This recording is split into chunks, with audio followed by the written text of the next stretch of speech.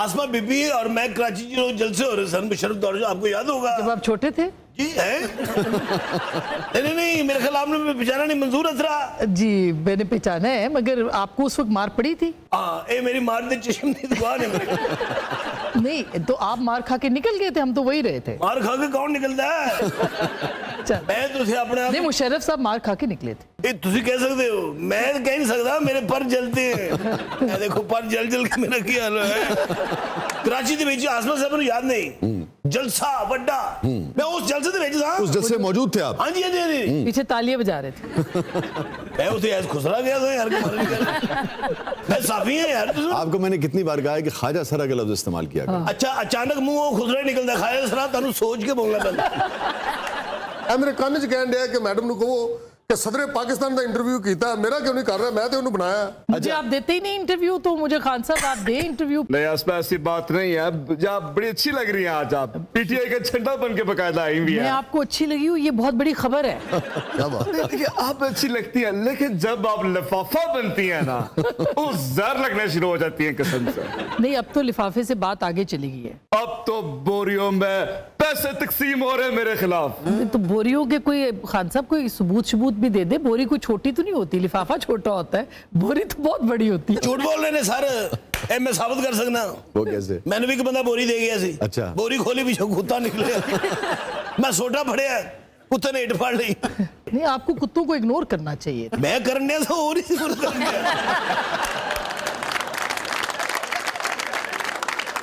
लिफाफे का इल्जाम तो नून लीग पे लगता है कि उन्होंने ज्यादा लिफाफे जो है वो बांटे हैं। नहीं? दे जवाब। बाजी की कर रहे हो तुसी? ਅਸੀਂ तो ਤੁਹਾਨੂੰ सलाम करने हैं। नवाज शरीफ साहब ने कहा कि बाजी आसमा शराजी ने हमेशा दो तना सलाम। नहीं सलाम आप करें, लेकिन तनकीद भी तो सुननी पड़ेगी ना। नहीं अल्लाह माफ करे, ਅਸੀਂ कभी लिफाफा नहीं दिता जनाब, ਅਸੀਂ चुप करके गड्डी की चाबी दे आई दी है। हाँ वो गाड़ी की चाबी वो जो जनरल आसिफ नवाज के ऊपर उनको है कि उनको दी गई, जो वापस कर दी थी उन्होंने बात। उन्होंने वापस भी की थी। हाँ जी इंजनी से वापस की थी, मैंने उतो लंघा के वापस की थी।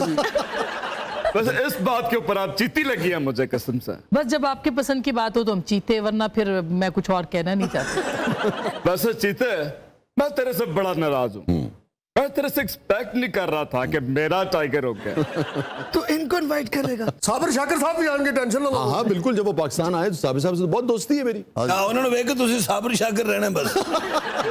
लेकिन खान साहब को ये समझ नहीं आती ना कि जब जो सहाफ़ी का काम है कि हर हुकूमत या हर जो भी गलत काम करे उस पर तनकीद करना। जी जी जी। खान साहब थोड़ा बर्दाश्त वाला जो मादा है ना वो पैदा कर ले तो मेरे ख्याल है बड़ा अच्छा हो जाएगा, जमहूरियत अपने अंदर जरा लेके आए। तो मैं चीते से यही कहने जा रहा था कि जितनी सख्त गिर आप टीवी पर लगती हैं उतनी अब है नहीं। टीवी ਦੇ ਵਿੱਚ उन्होंने टोका भी रखा ਹੁੰਦਾ मारने ਲਈ।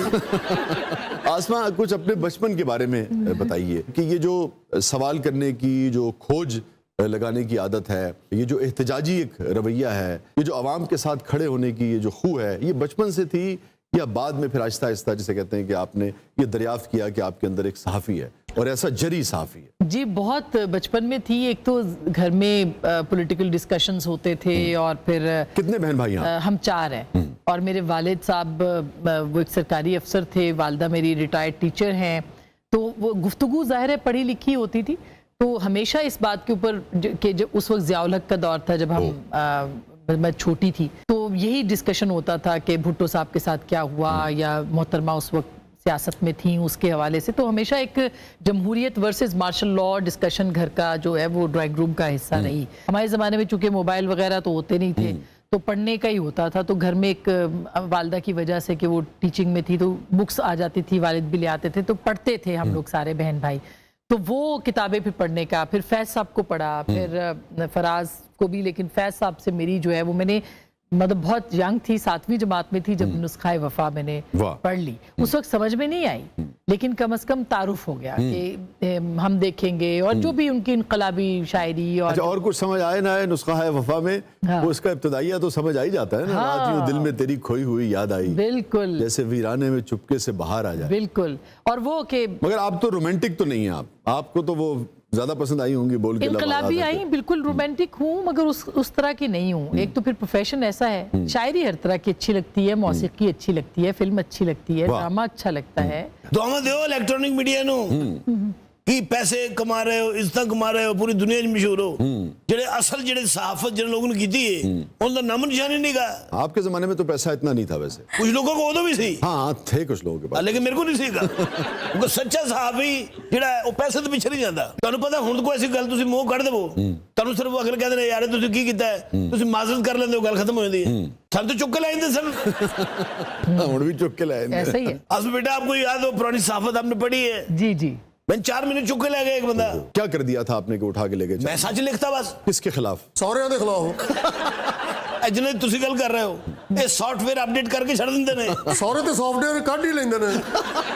3 साले सन मेरे 3 अच्छा। और तीनों बॉडी बिल्डर। ओहो। मैं तुहानू की दसा उन्होंने मनु किस किस तरह मारे शायद और निशानदेही किने कराई है? किसने? मेरी बीवी ने। तो जिस जमाने में आप आई हैं उस जमाने में इलेक्ट्रॉनिक मीडिया का ग्लैमर आ चुका था, या आपने भी जब जर्नलिज्म ज्वाइन किया उस वक्त जर्नलिज्म में पैसा नहीं था? देखिए मैंने 2000 में पाकिस्तान टेलीविजन से शुरू किया, यूनिवर्सिटी से निकले थे नए नए, तो उसके बाद फिर पीटीवी से ज्वाइन किया। उससे पहले मैं रेडियो कर रही थी जब मैं कॉलेज में थी, और फिर उसके बाद जियो आ गया तो रिपोर्टिंग से शुरू किया।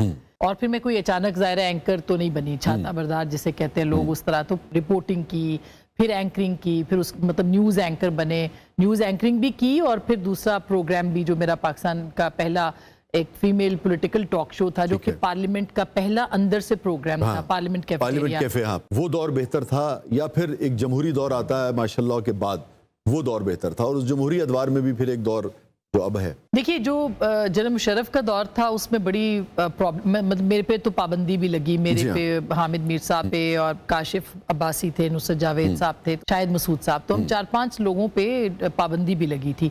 इसके अलावा भी बड़े प्रॉब्लम्स थे। मसलन मैं उस वक्त यंग थी, खुद ड्राइव करती थी, शादी नहीं हुई हुई थी, तो पीछे रोज़ कोई मोटरसाइकिल पे, कोई कार पे, बगैर नंबर की कार पे, इस तरह होता था।